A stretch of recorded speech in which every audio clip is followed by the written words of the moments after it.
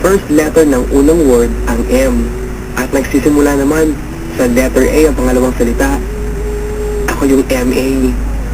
Pero hindi pangalan ko na Mondale. Kaya nga ako nalilito. Hindi Tagalog, hindi English. Yun pala, Spanish.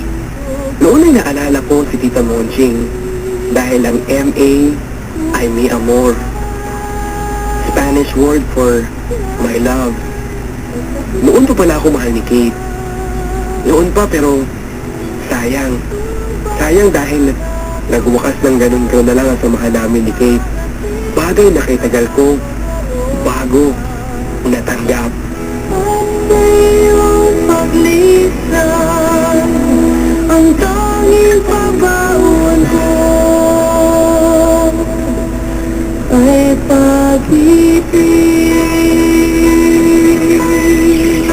Summer of 1989 noong nawala si Kate. Dumaan ng maraming taon. Kay tagal bago nawaglit sa puso ko si Kate. Noong 24 years old na ako ay pumasok ako ng Army. January 1993 noong mag-training ako. Ginawa ko yun para kay Kate. Dahil iyon ang pangarap niya, ang maging sundalo.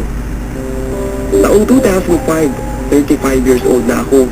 Noong makilala ko si Ellen. Isang teacher na noon ay 32 years old na rin. Kami ay naging magkaibigan noong una at naikwento ko sa kanya ang maraming bagay tungkol kay Kate. Tinanong sa akin ni Ellen kung si Kate ang dahilan kung bakit hindi na ako nagmahal ulit. Sinabi ko sa kanya na tama ang nasa isip niya, subalit sa pagdaan ng mga araw ay nahulog ang loob ko kay Ellen. At siya naman pala ay ganoon din sa akin.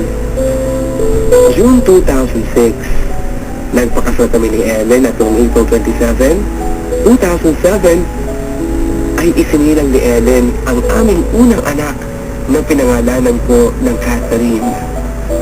Inuunawa naman ni Ellen na kahit hanggang sa ngayon ay may puong pa rin sa puso ko si Kate. At alam mo bang si Ellen pa ang nagsuggest na isulat namin ang kwentong ito? Sa Ellen ang nagsulat, ako lang ang nagkwento.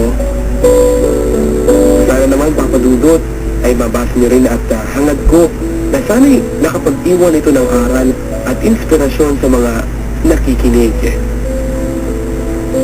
Maraming salamat mga kabarangay at sana'y magpatuloy pa rin ang pag-imbulog ng inyong programa sa mga darating pang taon at henerasyon.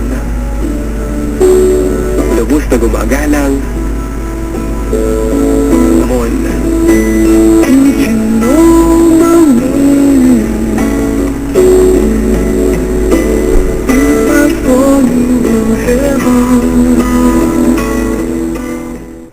Thank you very much, Mon, sa pagbabahagi ng iyong story ng buhay mo. Yung naramdaman mo, MD, para kay Kate, ay pinapaniwalaan ko. At alam ko pinapaniwalaan din ang lahat ng ating mga kabarangay na yun ay tinatawag na true love. Yung pakikipagkaibigan mo na na-develop to a very special feeling, di ba? Bagamat hindi kayo naging masaya ka pa rin. Dahil mula pagkabata nyo, ay napadama mo ang pakikipagkaibigan mo sa kanya at kalaunan niya ay naging pagmamahalan ninyo. At hanggang sa huling sandali niya sa mundo. Sa mga kabarangay po natin, maaari din po kayo magpadala ng inyong barangay love stories. All small letters po, BLS971@yahoo.com or ipadala sa GMA Network Ed sa corner Timog Avenue, Diliman, Quezon City sa Barangay LS. Care of Papa Dudot sa Barangay Love Stories. Maraming salamat po sa lahat ng mga nag-antabay sa kwento ni Mondale. At sana nga po ay nagkaroon kayo ng inspirasyon sa kanyang kwento.